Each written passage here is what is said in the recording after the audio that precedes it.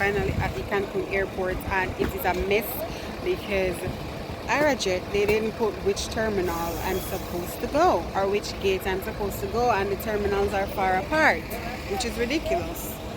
This is who I am. The good and the bad, the mess, the beauty, the joy. And that's what I have always been ashamed of. And now it's like, it's like that saying, the privilege of a lifetime is being who you are.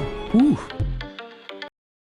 Except this was not my first experience with Arajet Airlines.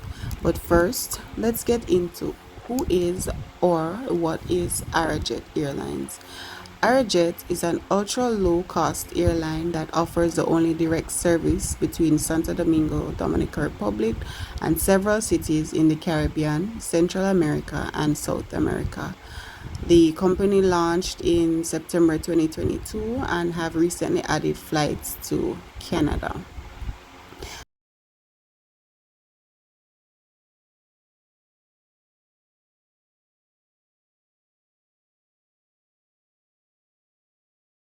They offer three flight options, which are the Smart option, Comfort option, Extra option. In Smart option, you only get to take a personal item and it's random seat selection, and you can do online check-in. For the Comfort option, you get to take a personal item, a check-in bag with airport check-in, you get seat selection, online check-in, and you can change your flight once. For the Extra option, that takes so long. You get to take a personal item, a carry-on bag, and check-in bag with airport check-in. You get seat selection, online check-in, and you can change your flight up to 3 times. Now that covers most of the introduction to Arajet Airlines. Let me get into the nitty-gritty of what Arajet Airlines is really like. Okay? So I had booked a trip with them from Kingston to Punta Cana on November 15th, then another trip from Punta Cana on the November 17th, Punta Cana to Mexico. Then I would have a return trip from Mexico to Kingston. A month before the first flight, they emailed me to tell me that the flight was changed. So they were changing my flight to Punta Cana from November 15th to November 17th. But if I wasn't in agreement with that, I could request a full refund of the flight cost, or I could change my flight to 10 days before the original flight date, or 30 days after the original flight date.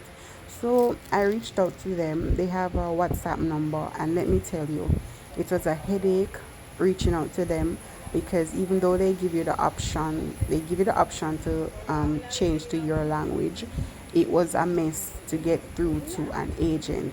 And when you finally get through to the agent, most times they don't understand what you're saying, and you have to provide them with a lot of information to start for even them to answer the simplest question. And if you don't respond within a certain time, they disconnect. So each time you get to an agent, you have to provide the information all over again. Anyway, I reached out to them to let them know that they are messing up my schedule, because I had a flight from the 15th and then another flight on the 17th. So if you're going to move my November 15th flight to the 17th, that is going to be an inconvenience to me, and that will be changing up all of my plans. I know that agent was furious with me because I was giving them the business. I was being one of those customers for the first time. So they were saying, you can get a full refund. Okay, I don't want the refund. I want the flight for November 15th. I went online and I checked the November 15th flight, and it seems like they cancelled all of those flights to Punta Cana on the 15th. So the only flight that was available was really for the 17th. But getting the Punta Cana flight on the 17th wouldn't make sense, because I had already made plans to go from Punta Cana to Mexico on the 17th. And at this point, I had already booked my return flight from Mexico back to Kingston. So what was I supposed to do then? It wouldn't make sense. So I was there quarreling with them because they are saying that for the November 17th flight from Punta Cana to Mexico, if I cancel that flight, I would not be refunded the taxes because it's not there. It's not there. Basically, it's not their problem. But I'm saying you're the ones inconveniencing me. I wouldn't be canceling my flight if you guys did not change the flight from November 15th.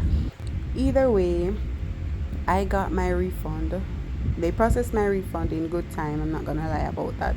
They processed my refund in good time, and only about 2 days later, they messaged me again to say that um, if my flight was changed and if I want a refund. So I reached out to them and I was telling them that I already got my refund for this flight. I was double checking because I had another flight with them. I was checking which flight changed because I thought maybe they changed the flight from Mexico to Kingston again, well, for the first time. So I double checked and they said no, that flight is still on. They're refunding me for the flight on November 15th.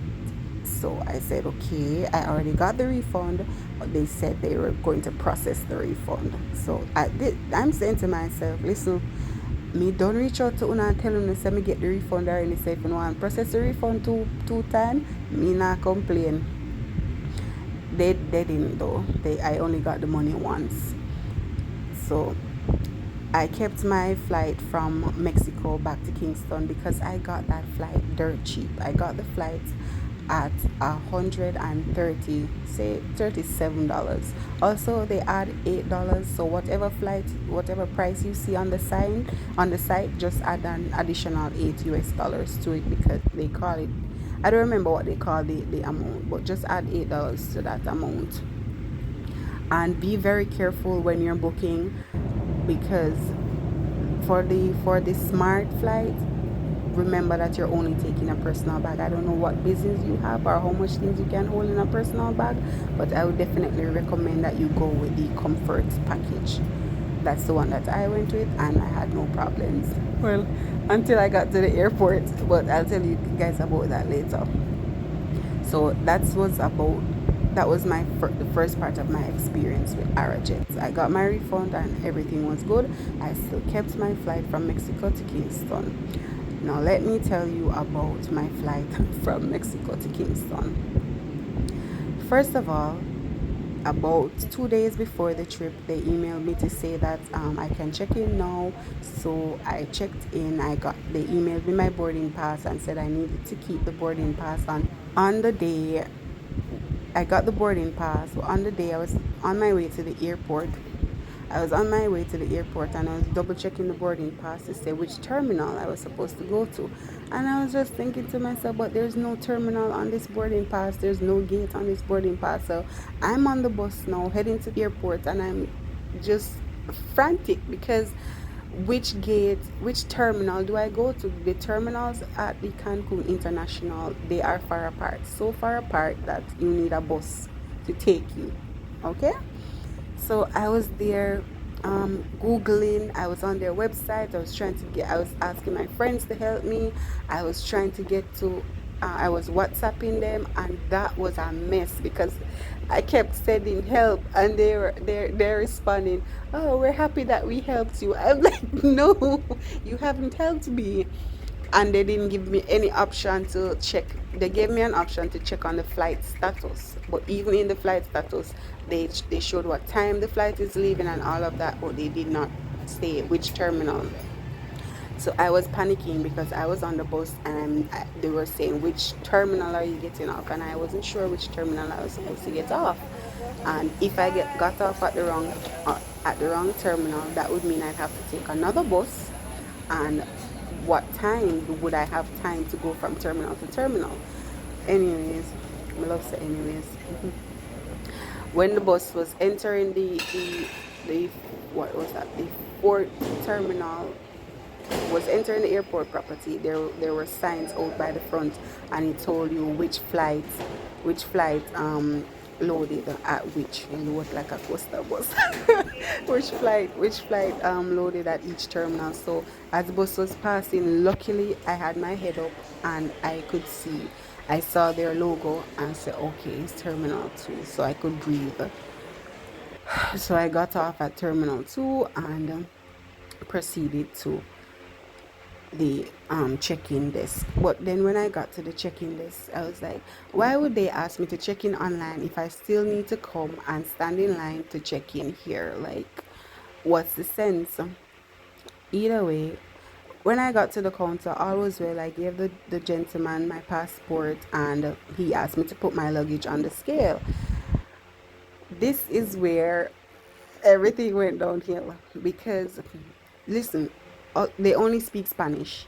They speak very, very, very, very, very little English. So when I put my suitcase on the scale, it weighed 9.95 kg. So I was like, okay, good, because I remember reading online that it's 12 kg for the bag. But in my mind, I thought this was going to be a carry-on, but it was supposed to be a check-in. So he was putting the tape on my bag and everything. So I was like, why is he checking in my bag? It's supposed to be a carry-on. So I was telling him it's supposed to be a carry-on, and he said, oh, carry on. And he was like, okay, $104 for the carry on. And I'm like, what? Why am I paying $104 for the carry on? I already paid for it in the package. And we were there back and forth, because he's speaking Spanish, I'm speaking English. He's on his phone, trying to translate, and he's writing it down, and I'm not understanding, and he's not understanding me, and he's telling me he's adamant that I'm supposed to pay $104, and I'm saying to myself, I'm not paying that, because I made sure to read the fine print online to make sure that I'm covered and I don't have to pay any extra money, and I made sure that my luggage was underweight. So I was like, I need to talk to somebody who speaks English. Do you speak English? He was like, no. I said, I need to speak to somebody who speaks English. So he went over to his colleague, and then he came back, and he was on the same mess. So I was like, I'm not leaving. I need to I'm not paying that $104, and I'm not leaving. So he was like, okay, just step aside for a bit. Listen, this is not in English. He's saying it in Spanish. So step aside for a bit. So I stepped aside, and I went into my email, and I pulled up my receipts and the option that I chose and all of that. So when I showed him, after he dealt with another customer, then I showed him, and I was like, he was still saying the same thing. I said, no, I need to speak to somebody who speaks English. So he got his colleague to come and speak to me. Listen, guys, I felt so bad. He got his colleague to come and speak to me. So I was showing his colleague on the thing. So his colleague was saying, yes, that option is for a check-in, but don't you want this to be a carry-on? I said, no, not necessarily. I said, okay, it's a check-in. So I said, I don't have to pay any extra money. And he said, no. I said, okay then. Okay, then that the man for say, because he was telling me that the carry-on is an additional cost. You have to pay for the carry-on. But I didn't remember that it's supposed to be a check-in and not a carry-on. So that was where the miscommunication was. So I was like, okay, fine. Then, I thought that everything was all good and well there. Alright, the flight was fine. The flight to Santo Domingo was fine. When he got to Santo Domingo, for the connecting flights, first of all, there is no information to say, oh, you got to gate this or you got to gate that. They tell you on the screens, they tell you that you get your gate information at this time. So every minute you had to be checking the screen to say, oh, which gate. Finally, we were there for about 2 hours. Finally, they put on the screen which gate you're supposed to go to. When you go to the gate, I had to wait. We had to be there waiting, and then they put us on this bus to stand. Thankfully, the bus wasn't going too far, but there's a crowd of people. There's no line or anything, so everybody was just trying to go up downstairs. The bus was coming from right over there to right here, and we're just going to climb the stairs to go up into the plane. But everybody was just bundled up to get up the stairs, and that was my only problem with that. It was shaky. It was a shaky experience, but we got on the flight and that was that. By the way, in the bus, this lady was like, step back, other people are coming on the bus. They're just like so rude. So Arajet personnel, some of them are very rude. They have a nasty attitude. On behalf of our crew, we would like to thank you. So for they choosing they really need to fix that. It's been a pleasure But other having you than on that, the and we hope flight to was see you good. again on your next journey. Remember, log on to our website arajet.com to always find the lowest first and our growing network destination. Thank you. So I would say if you don't have to, don't go with them. But if you're on a budget and you don't mind all of that I've said, go with them. Just shut your eye and go on with them.